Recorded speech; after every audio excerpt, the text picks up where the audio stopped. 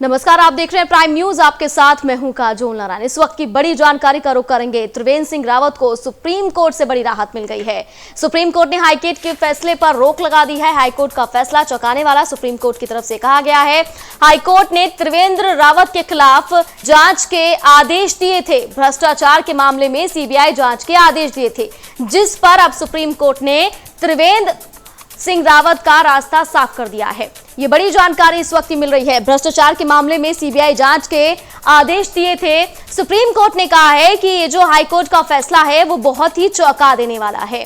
तो supreme court से तो राहत त्रिवेंद्र सिंह रावत को मिलती हुई नजर आ रही है। ये बड़ी जानकारी इस वक्त की मिल रही है। ये पूरा मामला कई दिनों से चला आ रहा है और आखिरकार ये बड़ी राहत। दरअसल भ्रष्टाचार के मामले में सीबीआई जांच के आदेश हाईकोर्ट ने दिए थे कि त्रिवेंद्र सिंह रावत के खिलाफ जांच होनी चाहिए, सीबीआई जांच होनी चाहिए। लेकिन सुप्रीम कोर्ट ने हाईकोर्ट के फैसले पर पूरी तरह से रोक लगा दी है और सुप्रीम कोर्ट ने हाईकोर्ट को फटकार भी लगाई है। साथ ही साथ ये कहा है कि हाईकोर्ट का जो फैसला है वो बेहद ही चौंका देने वाला है। तो हाईकोर्ट ने त्रिवेंद्र सिंह रावत के खिलाफ जांच की बात कही थी और कहा था कि भ्रष्टाचार के मामले में सीबीआई जांच उनके खिलाफ होनी चाहिए। लेकिन इस पर सुप्रीम कोर्ट ने अपनी मुहर लगाई है। सुप्रीम कोर्ट ने कहा है कि ऐसा नहीं होगा। राहत यहां मिलती हुई त्रिवेंद्र सिंह रावत को नजर आ रही है, क्योंकि ये जो हाईकोर्ट का फैसला है, जो हाईकोर्ट का बयान बेहद ही चौंका देने वाला है। ऐसे बिना किसी सबूत के आधार पर इस तरह का आरोप लगा देना सरासर गलत है। इस तरह की बातें निकलकर सामने आ रही है। तो कहीं ना कहीं एक जो माहौल है वो काफी तनावपूर्ण हो गया था इस मामले के बाद। लेकिन अब जो राहत है वो मिलती हुई नजर आ रही है त्रिवेंद्र सिंह रावत को। भ्रष्टाचार के मामले में सीबीआई को जांच के आदेश दिए थे। हाईकोर्ट ने ये फरमान सुनाया था कि त्रिवेंद्र सिंह रावत के खिलाफ जांच होनी चाहिए, क्योंकि वो भ्रष्टाचार में लिप्त हैं। भ्रष्टाचार के मामले में सीबीआई जांच के आदेश दे दिए थे, जिसके बाद सुप्रीम कोर्ट ने यह फैसला सुना दिया है कि हाईकोर्ट ने जो तर्क दिया है बेहद ही बेबुनियाद है और इस तरह से बिना किसी सबूत के किसी ऊपर इस तरह का इल्जाम लगाना सरासर गलत है। जांच के आना सरासर गलत है। ऐसे में अब यहाँ पर त्रिवेंद्र सिंह रावत को राहत मिलती हुई नजर आ रही है। तो ये बड़ी जानकारी इस वक्त की मिल रही है। हाईकोर्ट ने त्रिवेंद्र के खिलाफ जांच के आदेश दिए थे, लेकिन इस पर रोक लगा दी गई, क्योंकि सुप्रीम कोर्ट ने इस पर रोक लगा दी है। तो बड़ी जानकारी इस वक्त की मिल रही है। सुप्रीम कोर्ट ने हाईकोर्ट के फैसले पर रोक लगाई। हाईकोर्ट का फैसला चौंका देने वाला। त्रिवेंद्र सिंह रावत के खिलाफ जांच के आदेश हाईकोर्ट ने दे दिए थे। हाईकोर्ट ने कहा था कि त्रिवेंद्र सिंह रावत के खिलाफ जांच होनी चाहिए। भ्रष्टाचार के मामले में सीबीआई जांच के आदेश दे दिए थे, लेकिन सुप्रीम कोर्ट ने इसे बेबुनियाद करार दिया है। साथ ही साथ कहा है कि इस तरह की कोई जांच नहीं होनी चाहिए, क्योंकि जो हाईकोर्ट का फैसला है वो बेहद ही चौंका देने वाला है और बेहद ही बेबुनियाद है।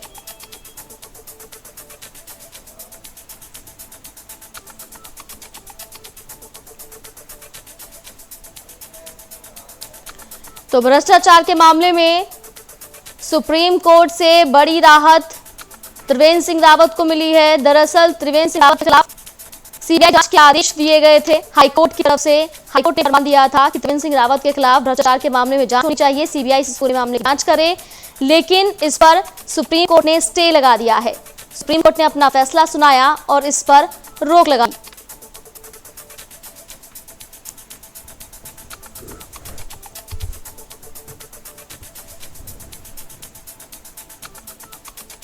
तो ये बड़ी जानकारी इस वक्त की मिल रही है। भ्रष्टाचार के मामले में सीबीआई जांच के आदेश हाईकोर्ट ने दिए थे और हाईकोर्ट की तरफ से ये कहा गया था कि त्रिवेंद्र सिंह रावत की जांच होनी चाहिए। वो भ्रष्टाचार से लिप्त हैं और सीबीआई जांच के आदेश दिए थे, लेकिन सुप्रीम कोर्ट ने आज ये फैसला सुनाया और इस पर रोक लगा दी है।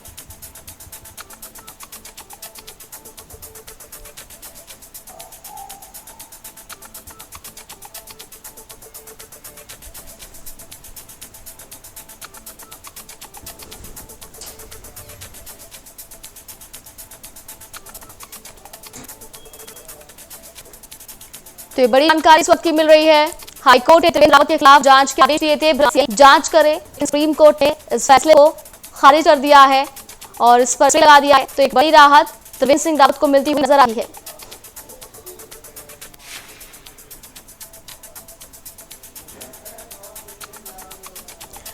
और ज्यादा अपडेट के साथ मेरे सहयोगी पवन दीक्षित मेरे साथ लाइव जुड़ गए हैं। पवन, आखिरकार त्रिवेंद्र सिंह रावत को बहुत बड़ी राहत मिली है। हाईकोर्ट ने फरमान सुनाया था कि सीबीआई जांच इस पूरे मामले में होनी चाहिए भ्रष्टाचार को लेकर, लेकिन सुप्रीम कोर्ट ने एक राहत दी है।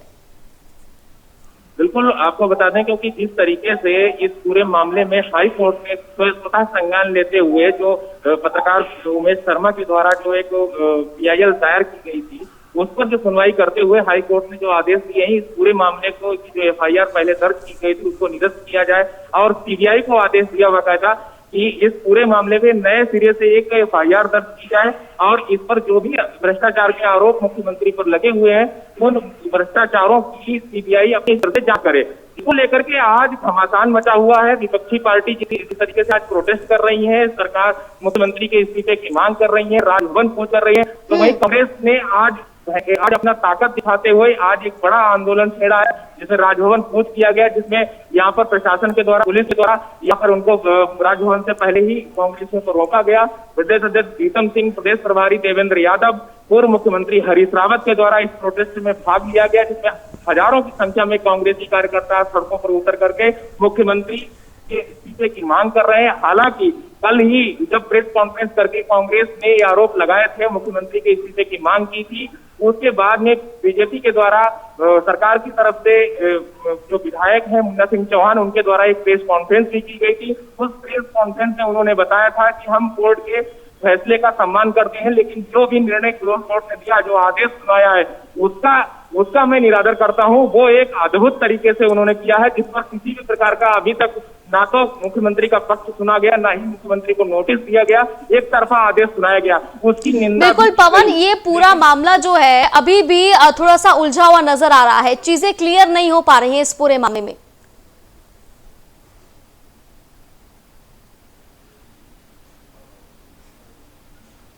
पवन, मेरी आवाज मिल रही है आपको? बिल्कुल बिल्कुल पवन, ये जो पूरा मामला है अभी भी साफ तौर पर निकलकर सामने नहीं आ रहा है, अभी भी चीजें नहीं साफ हो पा रही हैं। बिल्कुल, अभी भी चीजें साफ नहीं हो पा रही हैं, क्योंकि एक हाई कोर्ट के निर्णय को जब SLP दायर की गई सरकार की ओर से सुप्रीम कोर्ट में, हालांकि सुप्रीम कोर्ट की तरफ से आज मुख्यमंत्री त्रिवेंद्र सिंह रावत को राहत जरूर मिली है, क्योंकि सुप्रीम कोर्ट ने हाई कोर्ट के आदेशों पर रोक लगा दी है। लेकिन विपक्ष अभी भी भ्रष्टाचारी मुख्यमंत्री की बात कहते हुए मुख्यमंत्री त्रिवेंद्र सिंह रावत से इस्तीफे की मांग कर रहा है और विपक्ष का ये भी कहना है, अगर मुख्यमंत्री वाकई में साफ तौर से अगर पाक साफ है तो मुख्यमंत्री को आगे आना चाहिए और CBI की जो जांच है उसमें सहयोग करना चाहिए, अपना इस्तीफा देना चाहिए। अब वहीं विपक्ष का साफ तौर पर यह भी कहना है कि जिस तरीके से कह रहे मुख्यमंत्री की तरफ से जो पक्ष रखा गया है कि कहीं न कहीं जो ना तो मुख्यमंत्री का पक्ष सुना गया है, ना ही मुख्यमंत्री की ओर से किसी भी प्रकार की कोई टिप्पणी की गई थी, लेकिन उसके बावजूद भी जो हाईकोर्ट का निर्णय आया है उसकी भर्त्सना करते हैं, उसकी निंदा करते हैं, उसका विरोध करते हैं।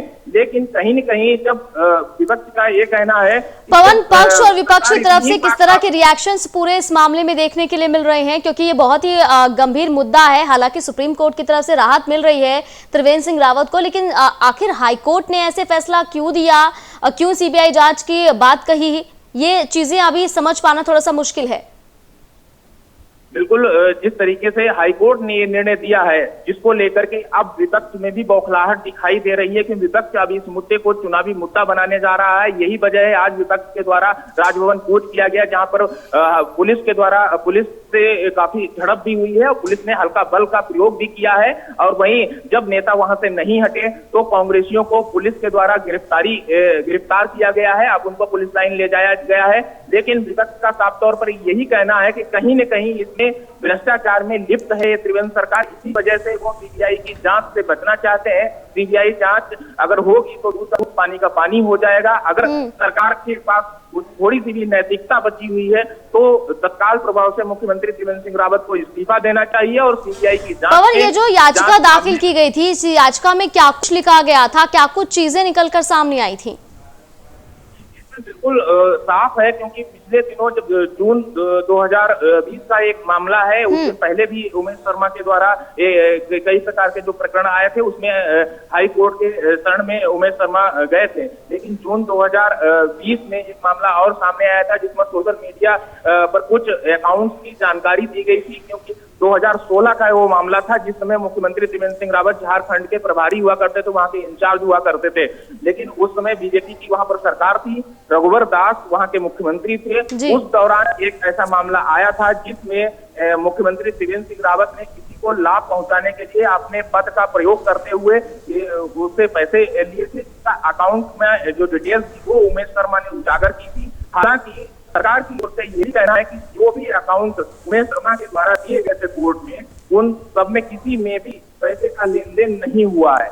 लेकिन ये मामला गंभीर तब और हो जाता है क्योंकि जब एक तरफ मुख्यमंत्री उन सभी आरोपों को नकार रहे हैं, एक तरफ ये भी कह रहे हैं कि जो शिकायत करता है उमेश शर्मा, उन्होंने खुद माना है कि जिन लोगों पर उनके रिश्तेदार होने का जो आरोप लगाया गया था, जिन अकाउंट्स की बात की गई थी, उन सबको सब निराधार है। लेकिन उसके बावजूद भी हाई कोर्ट ने ऐसा निर्णय क्यों सुनाया, ये बड़ा सवाल है। बिल्कुल पवन, और जिस तरह से तस्वीरें हम देख पा रहे हैं और जैसा कि आप बता रहे हैं कि लगातार विपक्ष जो है वो हमलावर है, इस पूरे मुद्दे को लेकर चुनावी मुद्दा बनाने की कोशिश हो रही है और हाईकोर्ट के फैसले को विपक्ष जो है वो सही बता रहा है। लेकिन यहाँ पर अगर हम पवन देखें तो जो पक्ष है, सत्ता पक्ष है, उसकी तरफ से किसी तरह का कोई रिएक्शन नहीं आया है। क्या ऐसा हो सकता है ये, क्योंकि मामला तूल पकड़ता जा रहा है, खुद त्रिवेंद्र सिंह रावत सामने आए और अपनी जो उन पर आरोप लगाए जा रहे हैं उसके बारे में वो बोले? बिल्कुल, कल मुख्यमंत्री त्रिवेंद्र सिंह रावत ने मीडिया से वार्ता करते हुए उन्होंने कहा था कि हम हाई कोर्ट के फैसले का सम्मान करते हैं, लेकिन जिस तरीके से हाई कोर्ट में ये मामला कोर्ट में लंबित है, इसलिए हम अभी कुछ कहना नहीं चाहते हैं, पूरे मामले पर कोई टिप्पणी नहीं करना चाहते हैं, सिर्फ इतना कहकर नजर आए थे। लेकिन वही शाम डलते डलते जैसे जैसे विपक्ष हमलावर हुआ, विपक्ष द्वारा जैसे ही प्रेस कॉन्फ्रेंस करके इस मामले को पूरी तरह से उजागर किया गया और इस मामले को तूल देने का काम किया गया था और उसमें राजभवन कूद करने की बात बाद में आई कि पहले विपक्ष के द्वारा विपक्षी पार्टी है यहाँ पर कांग्रेस के प्रदेश प्रभारी प्रदेश अध्यक्ष पूर्व मुख्यमंत्री ने राजभवन से समय मांगा था, राज्यपाल से समय मांगा था कि एक सरकार को, इस भ्रष्टाचारी सरकार को बर्खास्त किया जाना चाहिए। संवैधानिक रूप से मुख्यमंत्री पर जो आरोप लगे हैं, तो हाईकोर्ट ने जो संज्ञान लिया है कि सीबीआई जांच की जो मांग की है, इसके आधार पर इनको इस्तीफा देना चाहिए, सरकार को बर्खास्त करना चाहिए। लेकिन राजभवन की ओर से विपक्ष को कोई समय नहीं मिला। इसके बाद में उन्होंने रात में ये निर्णय लिया कि हम कल राजभवन कूच करेंगे, जिसका आज प्रदर्शन देखने को भी मिला। लेकिन सरकार की ओर से उसका कटाक्ष करते हुए मुन्ना सिंह चौहान ने कल प्रेस वार्ता के दौरान ये कहा है, हाई कोर्ट का मैं सम्मान करता हूं, लेकिन हाई कोर्ट का जो निर्णय है। बिल्कुल पवन, और यहाँ अब तो राहत मिलती हुई नजर आ रही है त्रिवेंद्र सिंह रावत को। बिल्कुल, अगर पवन देखा जाए तो ये पूरा मामला लगातार तूल पकड़ता हुआ नजर आ रहा है, क्योंकि विपक्ष इसे चुनावी मुद्दा बता रहा है। पवन, ये जो याचिकाकर्ता के वकील हैं, उनकी तरफ से क्या कुछ कहा गया इस पूरे मसले पर?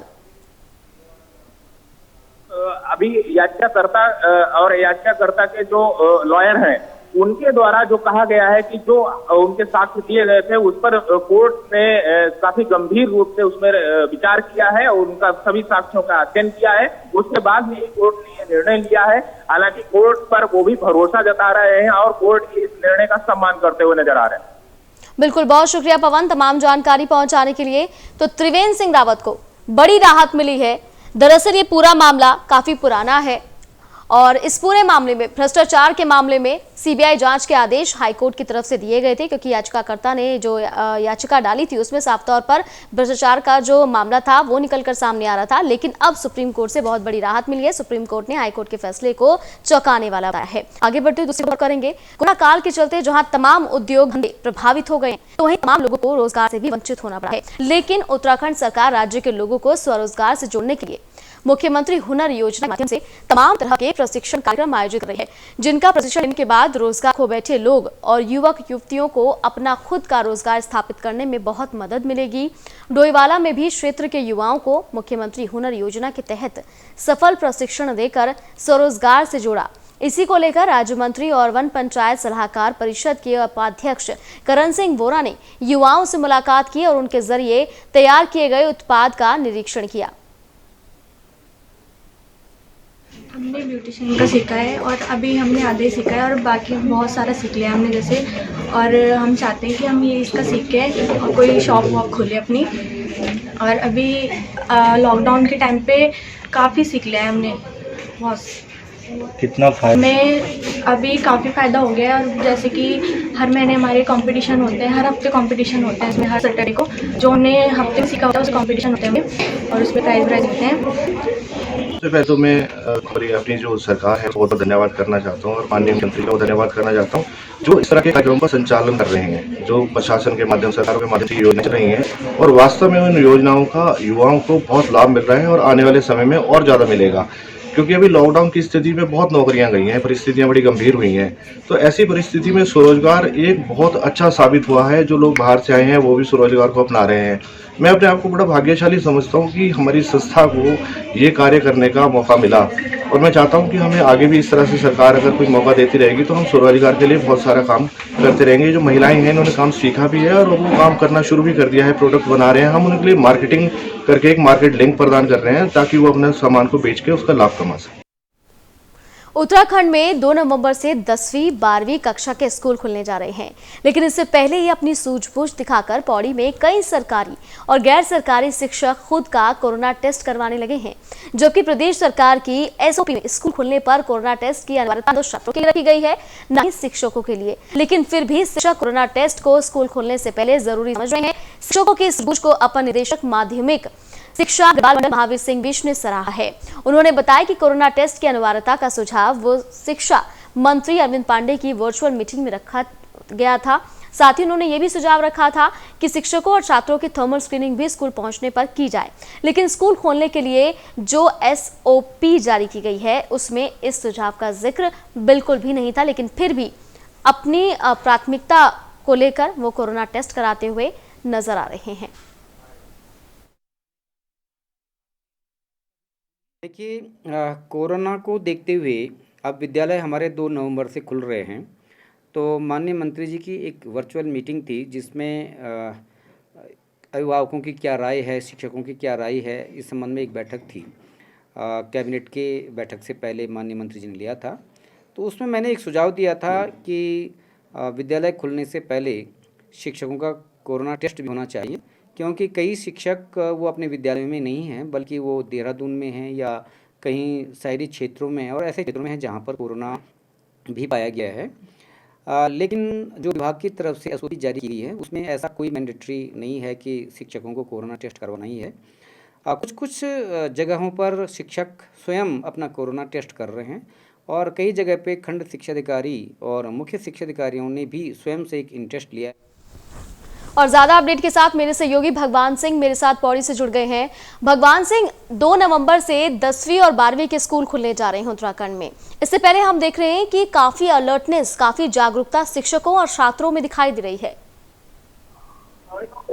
मैं आपको बता दूं, जनपद और पौड़ी गढ़वाल मंडल के अंदर जो स्कूलों की बात करें, 10वीं के और 12वीं के 2 नवंबर को जो स्कूल खोला जाएगा उसको मिलकर एक चीज ये ध्यान रहेगा कि सोशल डिस्टेंसिंग का बिल्कुल ध्यान रखा जाएगा और टीचरों को या छात्रों को कहा जाएगा कि मास्क पहनना जरूरी होगा और सैनिटाइज से उसका पहले स्क्रीन हो जाएगी। तमाम कई चीजें हैं, लेकिन जिला प्रशासन के अधिकारी धीरज गबरियाल और यहाँ पे शिक्षा विभाग के निदेशक महावीर सिंह बिश ने निर्देश शिक्षकों को कि कोई भी कार्रवाई यहाँ पे नहीं दर्शाएगी। कहीं देखा जाता है कि क्योंकि जनपद पौड़ी गढ़वाल में लगातार कोरोना का संक्रमण हो रहा है, तो क्योंकि इसमें पाटन में बच्चों की सबसे ज्यादा दिक्कतें हुई थी क्योंकि बच्चे पढ़ जा पाते, ऑनलाइन का टेस्टिंग हो रहा है। और पहाड़ की बात बताऊँ आपको कि पहाड़ में नेटवर्किंग की सबसे ज्यादा प्रॉब्लम हो रही थी, जिससे ग्रामीण क्षेत्रों में जो ऑनलाइन की जो पढ़ाई का जो सिस्टम चल रहा था उससे नहीं हो पा रही थी।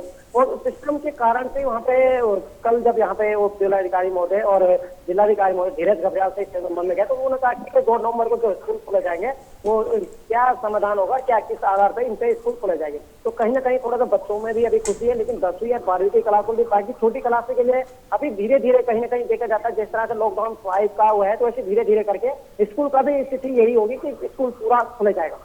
बिल्कुल, बहुत शुक्रिया तमाम जानकारी पहुंचाने के लिए भगवान सिंह। तो स्कूल खुलने से पहले शिक्षक अपना कोरोना टेस्ट करा रहे हैं। दरअसल 2 नवंबर से 10वीं और 12वीं के जो स्कूल हैं, जो क्लासेस हैं वो खुलने जा रही है, जिसको लेकर तमाम तैयारियां की जा रही हैं। चमोली के डीएम स्वाति एस भदौरिया ने जोशीमठ तहसील उप कोषागार और ब्लॉक कार्यालय का औचक निरीक्षण किया। तहसील जोशीमठ विभिन्न पदों कार्यालय अभिलेखों की जांच करते जिलाधिकारी ने एसडीएम और तहसीलदार को कोर्ट में शीघ्र निस्तारण करने के निर्देश दिए। तहसील शिकायत रजिस्टर की जांच में 17 शिकायतें लंबित पाई गई, जिस पर जिलाधिकारी ने शिकायतों की समीक्षा करते लंबित शिकायतों का निस्तारण करने के निर्देश दिए। और मेरे सहयोगी संजय कुमार मेरे साथ फोन लाइन पर जुड़ गए हैं। संजय, डीएम ने तहसील उप कोषागार का औचक निरीक्षण किया, कई तरह की खामियां मिली हैं, किस तरह के दिशा निर्देश दिए गए? जी देखिए, जिस तरह से डीएम स्वाति एस भदौरिया ने तहसील उप कोषागार तहसील ब्लॉक मुख्यालय पहुंच करके यहाँ पे औचक निरीक्षण किया और विभिन्न तहसील के विभिन्न कार्यालयों का निरीक्षण किया है। उसमें पटवारी चौकी से लेकर के कोषागार उप कोषागार और भूल एक अभिलेख कार्यालय से लेकर तमाम तहसील की सभी शाखाओं का निरीक्षण किया और ज्यादातर जो शिकायतों की बात की जाए तो एसडीएम कोर्ट में लंबित पड़े जितने भी तरह के वाद होते हैं काफी नाराज दिखी डीएम। बिल्कुल, बहुत शुक्रिया संजय तमाम जानकारी पहुंचाने के लिए। मसूरी कांग्रेस के पूर्व विधायक जो सिंह बुंसौला ने मसूरी में पत्रकारों से बात करते हुए कहा है कि पूरा देश बिहार की तरफ आकर दिख रहा है और बिहार में बीजेपी के गठबंधन की सरकार की गलत नीतियों से जनता त्रस्त हो चुकी है। जो सिंह बुंसौला ने कहा है कि केंद्र सरकार की गलत नीतियों के चलते देश का किसान परेशान है। बिहार के किसानों ने बीजेपी के खिलाफ मोर्चा खोल दिया है और किसान लामबंद हो चुके हैं। केंद्र सरकार ने सरकारी संस्थानों का निजीकरण करना देश हित में बिल्कुल भी नहीं है। और पूरा देश बिहार की ओर देख रहा है और बिहार में एक तस्वीर उभर कर आ रही है महागठबंधन की। और महागठबंधन में तमाम वो दल जो नीतीश जी और भाजपा के साथ नहीं हैं, वो सब एक मंच पर आ चुके हैं। और आज नीतीश जी से ये पूछा जा रहा है, साथ में मोदी जी से भी पूछा जा रहा है कि जिस समय कोरोना काल चल रहा था, सारा बिहार और बिहार के श्रमिक और बिहार की महिलाएं इन सड़कों पर दिल्ली से लेकर या पटना तक जाने की और बम्बई से और पटना और गाँव तक जाने की जब वो कोशिशें कर रहे थे तो इतना बड़ा दुर्भाग्य वो सवाल आज पूछे जा रहे हैं। सड़कों पर जान दे रहा था, पीने के पानी के लिए तरस रहा था, आज ये महत्वपूर्ण सवाल पूछे जा रहे हैं कि बिहार की सरकार क्या कर रही थी, मोदी सरकार क्या कर रही थी। हरिद्वार में 2 नवंबर से स्कूल खोलने की तैयारी की जा रही है, जिसको लेकर शिक्षा विभाग सरकार की गाइडलाइंस का ध्यान रखते हुए तैयारियों में जुटा हुआ है। शिक्षकों के साथ साथ हाई स्कूल और इंटर की कक्षाओं के छात्र छात्रों का कोरोना टेस्ट कराया जा रहा है, जिसको लेकर शिक्षा विभाग ने पूरा रोड मैप तैयार कर लिया है।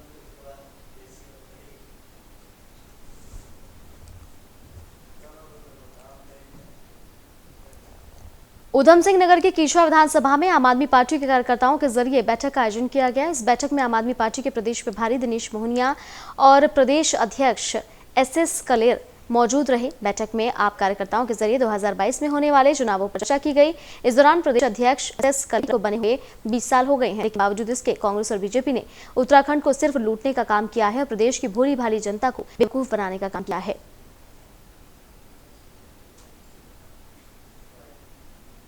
हम संगठन मजबूत कर रहे हैं, कोई समीक्षा करी है, कुछ लोगों को नई सिरे से ज्वाइनिंग करवाई है और आने वाले समय में 2022 की तैयारी हो रही है। क्या आह्वान, क्या नीतियों से अवगत कराया? ये देखिए, हमारी बूथ लेवल पे जाके एक एक उत्तराखंड के नागरिक के साथ तालमेल बनाना सबसे पहली नीति रहेगी, क्योंकि उसकी जब हम समस्या को समझेंगे तब जाके हम उत्तराखंड में आम आदमी को कामयाब कर पाएंगे। क्योंकि यहाँ हर तरीके से आम आदमी की उत्तराखंड में जैसे सुनी नहीं गई 20 सालों से, हम चाहते हैं आने वाले 5 सालों में आम आदमी की सरकार बने और आम आदमी के काम हों। और इसी के साथ फिलहाल खबरों में इतना ही। बाकी खबरों के लिए आप देखते रहिए प्राइम न्यूज़।